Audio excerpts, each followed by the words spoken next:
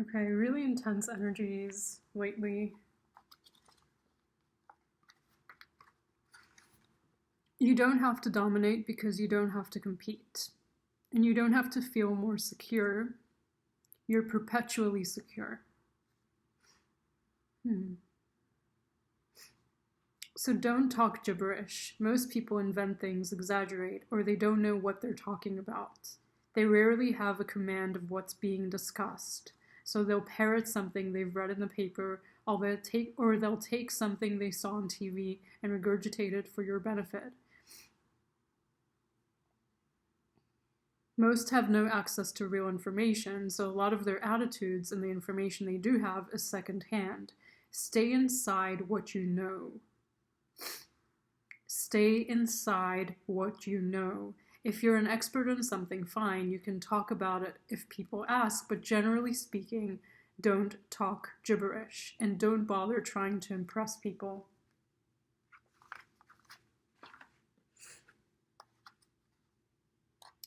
So the wrongdoer cannot do wrong without the hidden will of you all. Like a procession, you walk together towards your God self.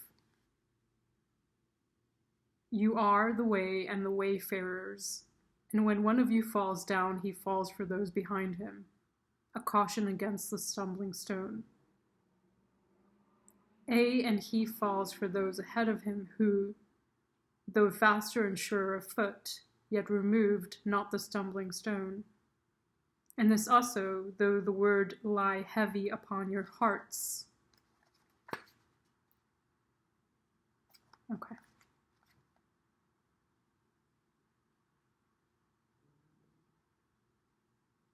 So the wicked, I'm going back up to the top of the page. So the wicked and the weak cannot fall lower than the lowest which is in you also. And as a single leaf turns not yellow, but with the silent knowledge of the whole tree, so the wrongdoer cannot do wrong without the hidden will of you all. Oh, wow. Okay. Turning a blind eye to things. So people who kind of turn a blind eye to wrong things that are happening around them are also allowing these things to happen, right?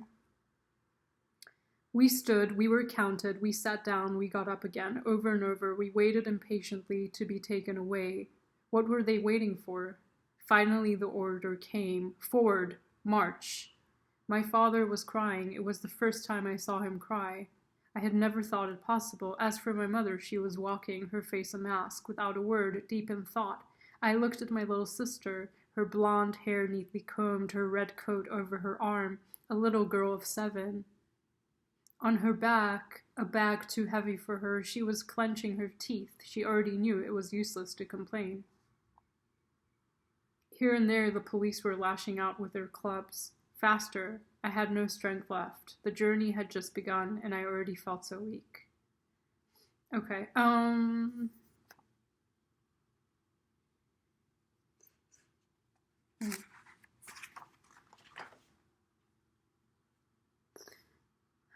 It's intense reading, and the reason I said it was intense from the beginning is the Devil and the 7 of Swords. But there's also like a level of the way in which the intensity, the way in which the problem or the toxicity or the corruption is happening is in a very subtle, nuanced way. It's like smoke and mirrors. And didn't I talk about smoke and mirrors in one of the other videos? So I just want to go back to those books. One was saying about how a lot of people are just regurgitating information. They're not getting it from the source. The other book was talking about wicked, right? Like people who are wicked and weak. It's kind of like in order for the sickness or the corruption or the the poison, let's say, to keep kind of festering, it needs to exist in everyone on some capacity. Oh God, this reading's gonna blow my mind. These two cards are here and these two cards are up here. This is like a separate message. The overall energy is the Eight of Cups. So there's, on an emotional level, there's a disconnect. It's like too overwhelming, so we're having to disconnect emotionally. The information is coming through emotional manipulation. And the emotional manipulation is happening in a way where people aren't realizing, maybe through addiction, maybe through entertainment, maybe through, it's like smoke and mirrors. It's like something's happening to cause a distraction, to cause confusion. And people are focused on one thing and then they're not noticing the corruption that's happening. The lies, the theft, the, what's Seven of Swords? Deception, trickery. It's interesting because, like, these miracle cards are actually quite positive. But there's a lot of negativity in this reading. So with the devil here, I just want to go back to that book. So the wicked and the weak, let's see if it starts somewhere else, and then I'll just read the whole thing.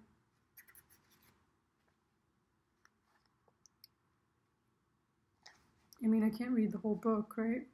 The whole chapter? No, I'm not gonna do that. What, should I? Yeah, let's do this whole section. Okay.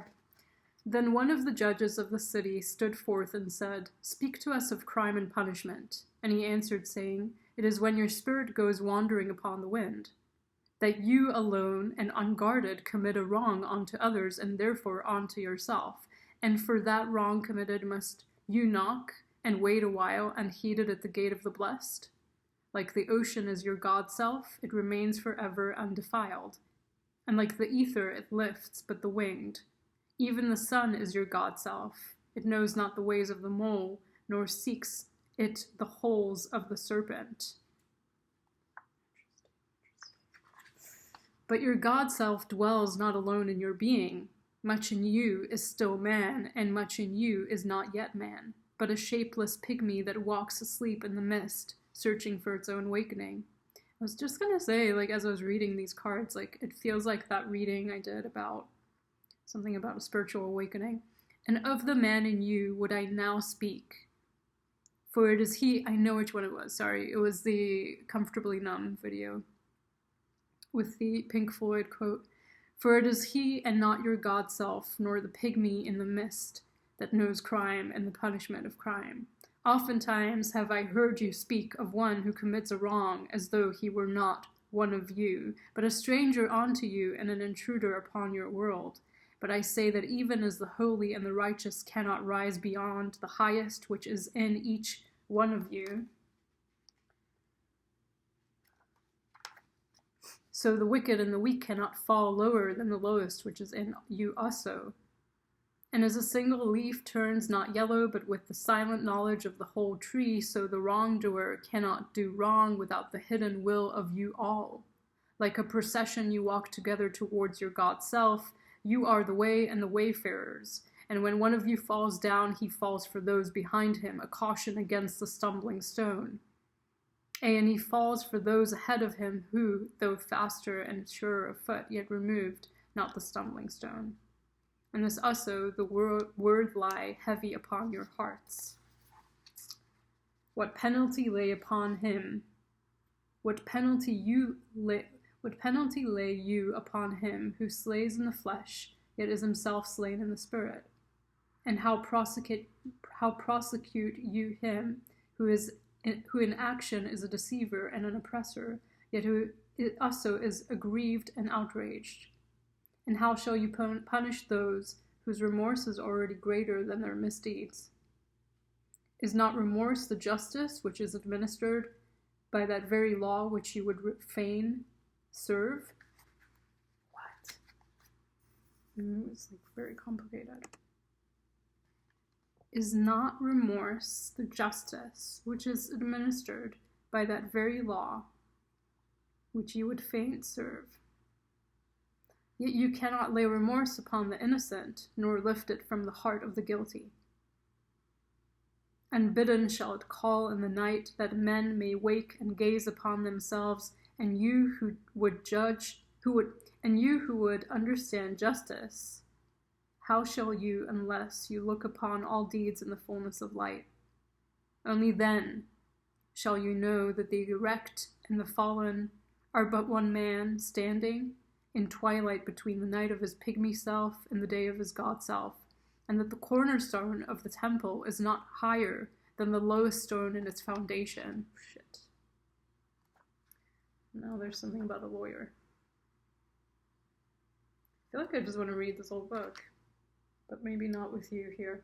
I mean, let's just get into this part. Then a lawyer said, "But what of our laws, master?" And he answered, "You delight in laying down laws, yet you delight more in breaking them.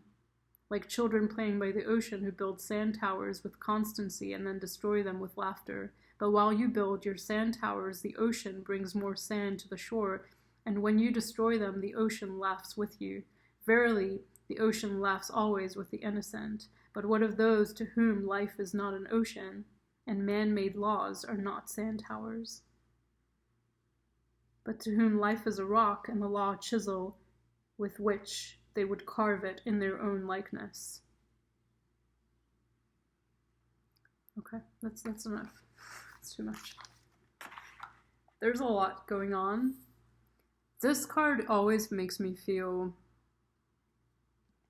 very, like a very destructive situation. I feel internally, there is fear here. Something so long held has been annihilated. There is a loss of structure. This is a good place, though often does not feel that way. There is space now to create something new on the wisdom gained from all that has come before. I mean, we're dealing with a situation of corruption, I guess. Like the book there, these specific cards, the devil. The devil is more of an internal. So why I went back to that book was to read about how within each one of us there is this darkness. Otherwise, it wouldn't be able to be expressed in the world, because we would have stopped it.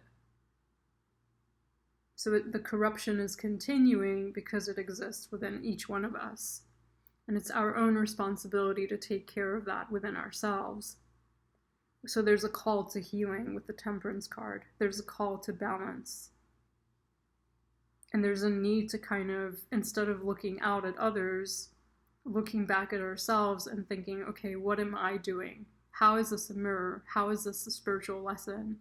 How can I self-reflect? How can I change? How can I grow? How can I heal? This is a scary reading, actually.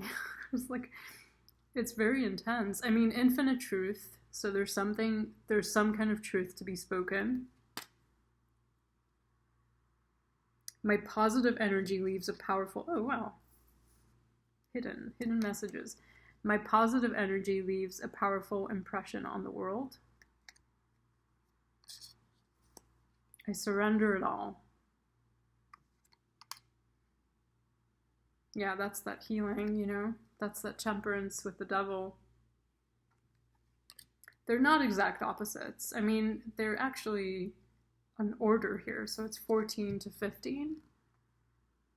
And the other unique coincidence is that we have 2 sevens, and then another kind of order, which is the 8. So I have 6. So 6, 7, 8. Okay. Enough of that.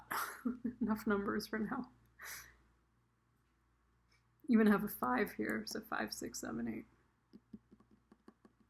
And since I like to do this number thing, there's a 6 too. 5, speaking your truth, or speaking our truth.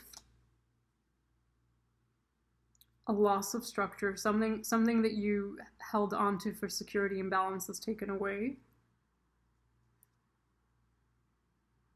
The ability to give and receive equally relying on that. That's part of our society that we've become reliant on. There's certain parts of our society that we have learned to rely on that are now not functioning. Because going from the 6 to the 7 is deception and corruption and fantasy and illusions and kind of playing on that in order to corrupt. And then the 8, walking away, right? Emotionally, disconnecting. This is how I started the reading. Disconnecting emotionally from things that don't serve us.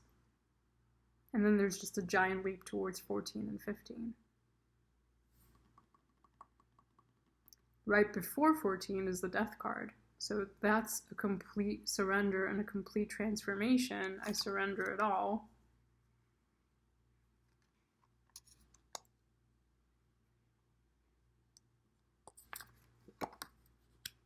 And this does remind me of the death card sometimes too. I welcome abundance and I will pay attention to the guidance I receive. Another book, like what was it that we read in the other books?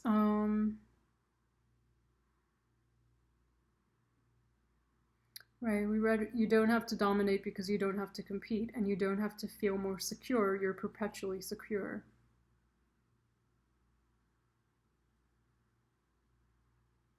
Silent talking involves first watching and listening. Next, it involves projecting love to the person you're listening to, or projecting understanding or compassion. My positive energy leaves a powerful impression on the world. You're getting people to voice their insecurities. You're standing tall for people by momentarily subjugating your ego's need for theirs. Sounds weird, doesn't it? Standing tall and getting underneath others. But it's really a matter of controlling your dialogue so the other person can talk and feel more secure. You don't have to dominate because you don't have to compete.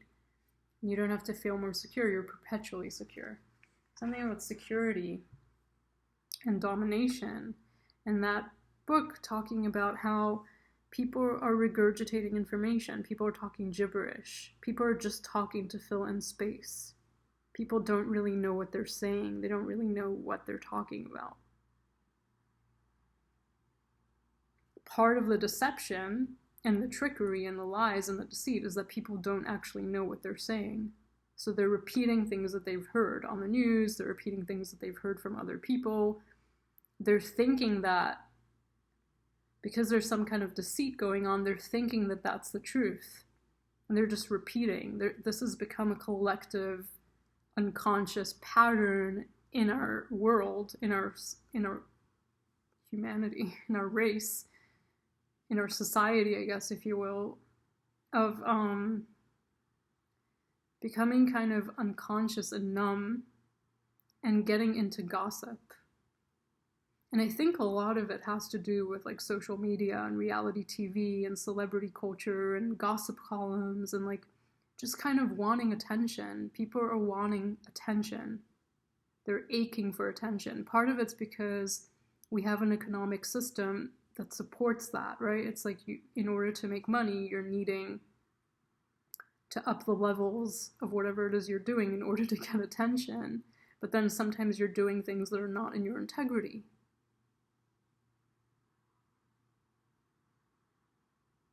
Because you think, well, that's going to increase sales or that's going to get people to notice what I'm doing. The truth is, like, people are talking about things that they don't know anything about.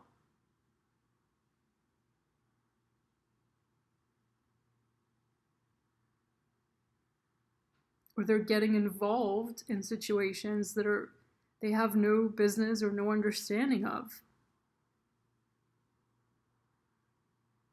And it's become very hard to detangle this, because what is the truth, right? Infinite truth. Some people have the truth. I think it might be costly to speak it at this time because there is so much corruption. And so the task becomes healing inward.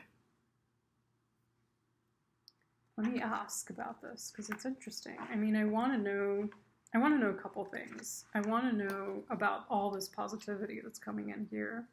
I want to know about this.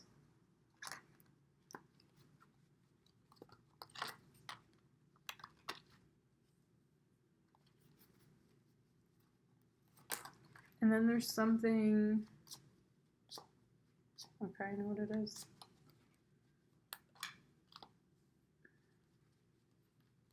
It's about sitting in your power.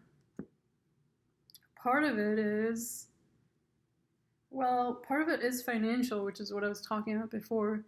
If you can show up as yourself, you're going to be compensated for it. But it's like you need to know your worth. You need to know the worth of who you are and what it is you're doing, and that it does have a worthiness that can be translated, that can be understood.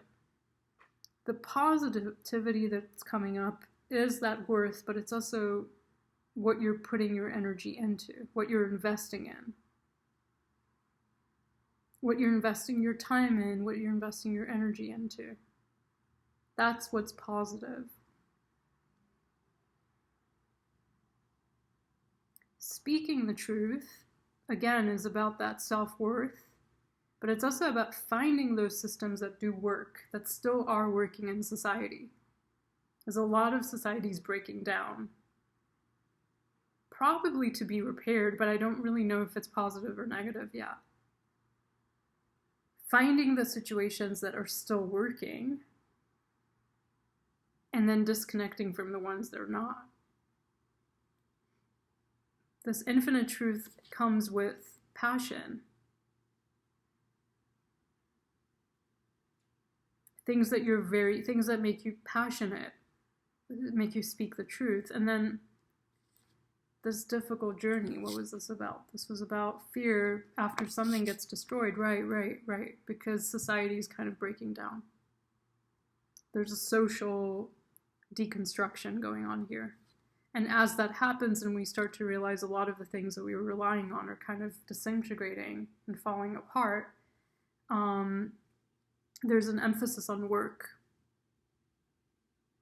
On the things that you do for work, on your skills, on the things that you're talented in, the things that you naturally know how to do, and strengthening those, because as things start to fall apart, you're going to need to rely on those things. I'm going to try to figure this out, because this is like the weird corruption stuff that's happening. And then part of it's here too.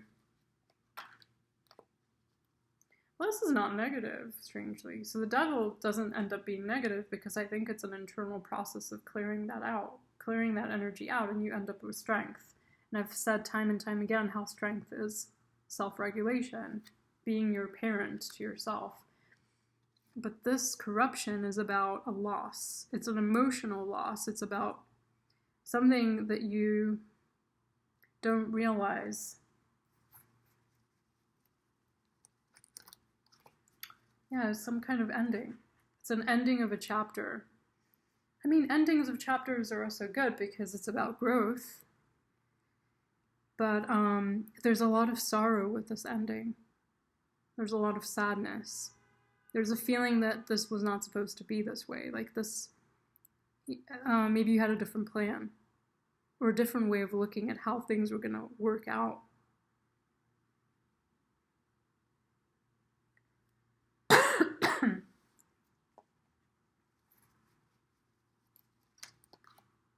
The best way to deal with this situation is to connect with kindred spirits. Because remember I was talking about how society is kind of falling apart, and there's ways in which we were used to certain things working out, like a puzzle, like this fits in, and I know that this always will fit in. There's certain aspects of society that you rely on.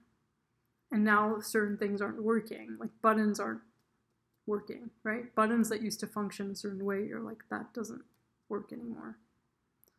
There's malfunction in the system.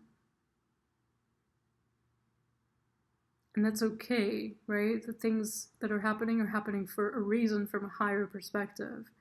But part of it is going to be relying on people that are kindred spirits, like your soulmates, your kindred spirits, your soul tribe, your true family, the people that you really consider family, the people that you really consider soulmates, and who consider you soulmate as well. Like, you need to rely on those people for help. It doesn't feel like everything's doomed. I will tell you that diametrically opposed are the devil and the lovers. And I was looking for that in the reading. I was like, okay, I need to kind of show the opposite of this, because we're needing that. We're needing something to ground this energy or to push back. We're needing some kind of pushback. So yes, it is healing within us. Removing the darkness from within will help to kind of eliminate the darkness that is happening outside. But there's only so much you can do of that. You also need community, and you build community through these kind of soul connections. And the reason that the devil and the lovers are connected is because in the lovers we have a cherub, not here and not in this card, not in this deck, but there's a cherub that's kind of shooting an arrow at these two people, and then in the devil, there's the devil. So it's the angel and the devil. And the angel, well, we do have this kind of angels, I guess. Yeah, the angel is here to help the people out, to connect, but the devil is connecting the people in an unhealthy way. And you're needing to understand where things are coming from. And this is a painful time we're going through in the world.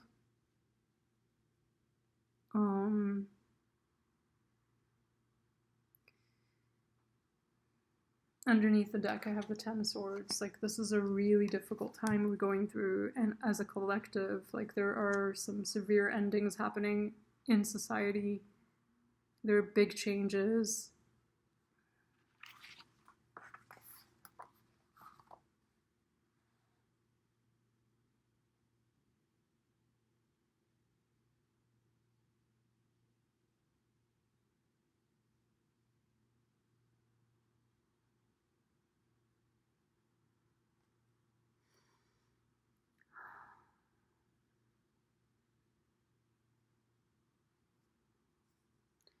Yeah.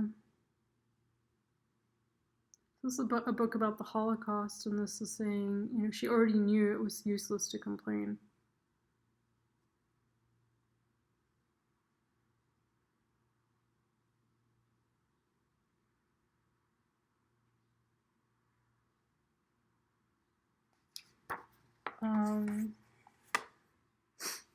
So mention of gibberish, you know, people just kind of regurgitating information they have no understanding or knowledge of, or no kind of business talking about. And talking about law and order, and how to judge correctly a situation, and how to punish people for what they've done, and how to understand that actually on a spiritual basis we're all part of this collective energy. We're all kind of engaged in the suffering of each other. And in order to remove the suffering, we need to work on ourselves. We need to work on ourselves and on our personal relationships.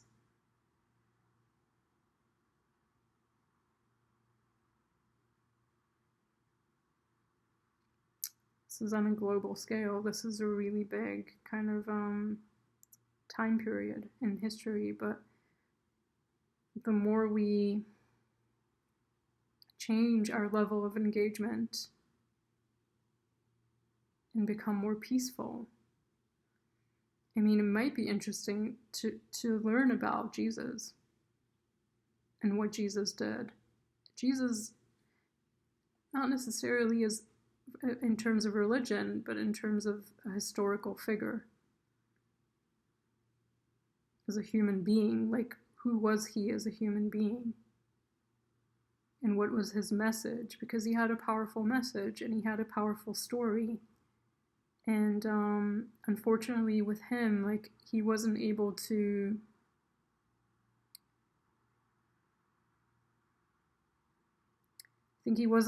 bring the people to salvation. The salvation that he saw and that he wished for.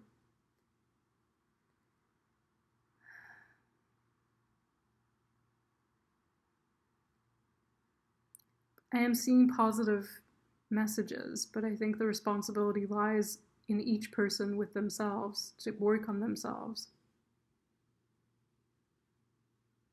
It's going to be harder if we're pointing fingers at others, or if we're trying to correct the evil in the world.